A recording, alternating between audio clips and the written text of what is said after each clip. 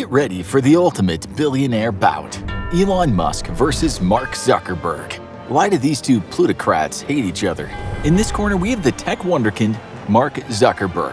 While he was only in college, his idea for a dating website morphed into Facebook, and he and his partners launched the massive social media network and changed the internet forever.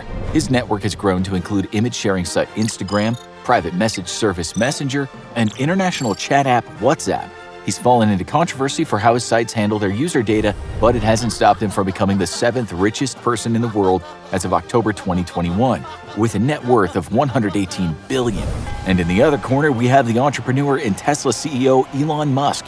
Known for his love of ambitious tech projects, he dominates the electric car market, founded the infrastructure company The Boring Company, and the private space travel company SpaceX, and is involved in brain interface research at Neuralink. He's known as much for his eccentric personality and his bizarre tweets as for his innovations, and he was once fined by the federal government for tweets that caused a stock fluctuation. But it hasn't stopped him from currently being the richest person in the world, with an October 2021 net worth of $202 billion. But why do they constantly seem ready to go to war?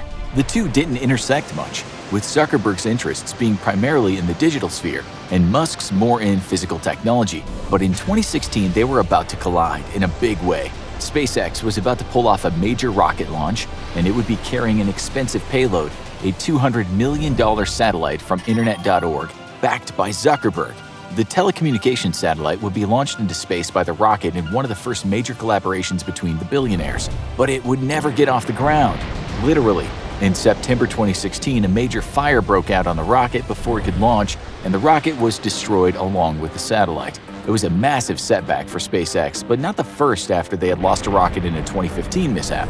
Musk was disappointed, but Zuckerberg was angry and took to Facebook to express his opinions. His language: the company was deeply disappointed that SpaceX's launch failure destroyed our rocket, left no doubt about who Zuckerberg was holding responsible, and the first shot in the feud had been fired. It would not be the last. The two only got more powerful after this confrontation, and soon it would be Zuckerberg's turn in the barrel. After the controversial 2016 presidential election, attention turned to just how much misinformation there was on Facebook. You've probably seen it. You're looking at pictures of your friend's vacation, and the next post is your aunt's second husband talking about how aspirin is actually mind control pills. But an investigation into the company's involvement in the election was brewing, and in 2018 it blew wide open. Cambridge Analytica was about to enter the chat.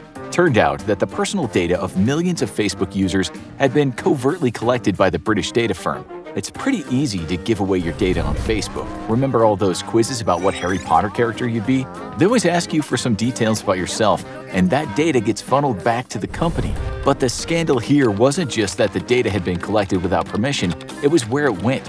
Much of it was used to gear political advertising toward Facebook users, making it easier for campaigns and political action committees to misinform people about the candidates. The reaction was swift and angry.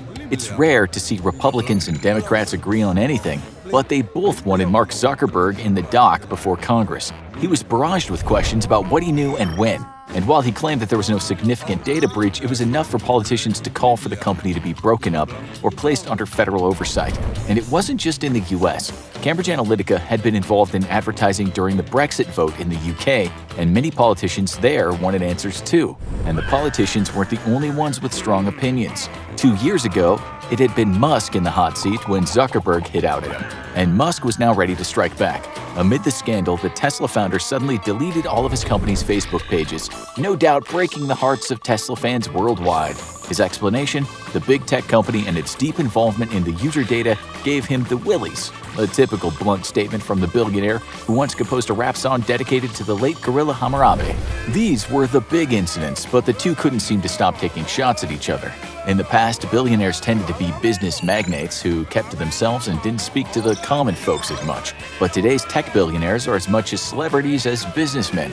They're rarely shy about sharing their opinions. In the past, Musk has talked about how he believes that artificial intelligence is a threat to the human race, raising the prospect of an intelligence so strong we couldn't control it. But Zuckerberg had a more optimistic view and couldn't resist the chance to take a dig at his nemesis. During a Facebook livestream, he talked about how assuming the worst of artificial intelligence was irresponsible and stated that he was optimistic about the future. And of course, it didn't end there. Musk immediately took to Twitter the next day and accused Zuckerberg of having a limited understanding of AI, and the fight was on once again. The two would continue sniping at each other on and off, and old incidents would come up again. When Musk was asked about the failed rocket launch, the Tesla CEO commented that at least they gave him a free launch to make up for it, and implied that Zuckerberg was making too big a deal over the loss. After all, they probably had insurance. But in 2020, the feud would explode, and somehow Borat was involved. The controversy over Facebook's data regulation continued into 2020 as the next presidential election loomed. Many activists called for the company to be regulated or broken up, including the comedian Sacha Baron Cohen, who condemned it for letting anti-Semitism flourish on the platform due to a lack of moderation. What he wasn't expecting was for one of the world's richest men to leap in on his post and reply with the hashtag delete Facebook, it's lame. Maybe not the most profound statement, but Zuckerberg would only read it one way, a declaration of war. And soon, real-world events would escalate the feud once again. The presidential election was over, and soon Joe Biden would be certified as the winner. But a mob of protesters had other opinions. They stormed the Capitol building and killed a police officer to stop the certification vote, leading to arrests, injuries, and deaths. In the aftermath, the shocked nation looked for a cause, and many people pointed the finger at social media, which had allowed conspiracy theorists to spread rumors about the election being rigged for months before the vote. While much of the attention was focused on Twitter and its moderation, others thought Facebook was still a major culprit, and Musk was ready to once again throw fuel on the flames. He took to Twitter claiming that the Capitol rampage was part of a domino effect that all started when Zuckerberg created a website to rate women on the campus. While the popular domino internet meme might have not been the most effective way to make his point, Musk continued to comment on their data sharing and spying practices, as well as the greater integration on apps like Messenger and WhatsApp that meant Facebook would be getting more data even if people weren't on it. He even pointed people to the encrypted messaging app Signal as an alternative, and was retweeted by another Zuckerberg rival, Twitter CEO Jack Dorsey. So why do these two dislike each other so much? It seems counterproductive for them to keep on sniping at each other. After all, they're not direct business rivals in many areas. While their interests can intersect, the sources of their fortunes are very different. And in the new economy, the wealth of these billionaires is largely dependent on one thing: the state of their stock holdings. Controversy makes their companies seem unstable, and that can lead people to sell stocks, something both are very familiar with, as controversy has seen their net worth fluctuate wildly, losing billions in a single day of trading. So why can't they seem to stay in their own lanes? One possible explanation is that they don't understand each other very well. The two come from different backgrounds. Musk is the scion of a wealthy South African family with roots in old money. Zuckerberg, meanwhile, didn't grow up poor but was certainly not expected to become a billionaire when he went off to Harvard. Musk's explosive, eccentric personality is not a good match for Zuckerberg's more restrained demeanor. It may be a version of that one person in your friend group that you just don't vibe with, just on a global scale. The other explanation is much more ambitious. There are only a few people on the planet who have more money than they know what to do with. Zuckerberg and Musk own so many companies that their wealth basically grows on its own. So they've turned their attention to changing the world, and that puts them into competition with each other. They're both chasing historic firsts, and when only a few people in the world can do the same thing as you, it's natural to see them as a rival and try to tear them down at every opportunity. But they're not the only people trying to pull them down. Another reason for their enmity might be because they want to make sure the heat is on the other guy. As two of the most visible billionaires, they've come under frequent fire from politicians angry about income inequality. While their 12-digit fortunes are enough to make people bang on the virtual gates with virtual pitchforks, their own scandals have raised ire as well. Controversy over Zuckerberg's data scandals and Musk's love for energy-consuming cryptocurrency have gotten them both in hot water. And if they can emphasize the other guy's problems, maybe Congress won't be looking at their own. But someone else might just stand to benefit from this feud. While Musk and Zuckerberg have been fighting it out in the background, Amazon founder Jeff Bezos has been emerging as possibly the most powerful billionaire in the world. His Amazon delivery service has become the go-to source for ordering just about everything.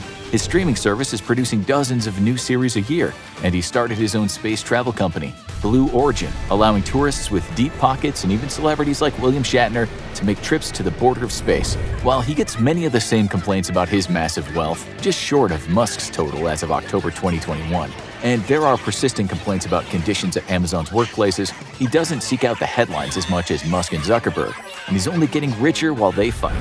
It might be time for the two long rivals to stop sniping and focus on a bigger threat like rival superheroes, or they could just keep insulting each other on Twitter. For more on the strange world of the fabulously wealthy, check out Millionaires versus Billionaires. How do they live? or watch this video instead.